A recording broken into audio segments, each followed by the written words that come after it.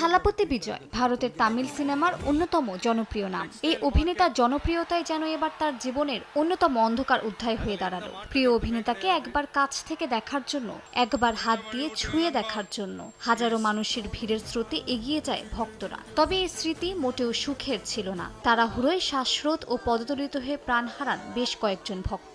ভারতের দক্ষিণাঞ্চলীয় রাজ্য তামিলনাড়ুর রাজনীতিক ও অভিনেতা থালাপতি বিজয়ের রাজনৈতিক দল তামিলাগা ভেট্রি কাজাগামের জনসভায় এই মর্মান্তিক ঘটনা ঘটে।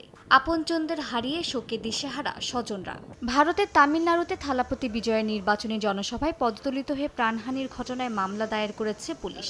এতে তার টিভিকের দুই শীর্ষ নেতার বিরুদ্ধে অনিচ্ছাকৃত হত্যার অভিযোগ আনা হয়েছে। আসামি করা হয়েছে টিভিকের সাধারণ সম্পাদক ও বিজয়ের ঘনিষ্ঠ সহযোগী এন আনন্দ, যুগ্ম সাধারণ সম্পাদক সিটি নির্মল কুমার, পশ্চিম কারুর জেলা সম্পাদক মথিয়া জাগান সহ মোট ৬ জনকে। মানুষের জীবনকে ঝুঁকির মুখে ফেলে উদাসীনভাবে কাজ করা এবং সরকারি কর্মকর্তাদের নির্দেশ অমান্য করার অভিযোগ আনা হয়েছে তাদের বিরুদ্ধে। যদিও টিভিকের আইনজীবীরা দাবি করেছেন, দলটি সরকারের জনসমাবেশের জন্য বেঁধে দেওয়া সব নিয়ম মেনেই কাজ করেছে। দুর্ঘটনাটি থালাপতি বিজয়কে গভীরভাবে শোকাহত করেছে বলে জানান তারা।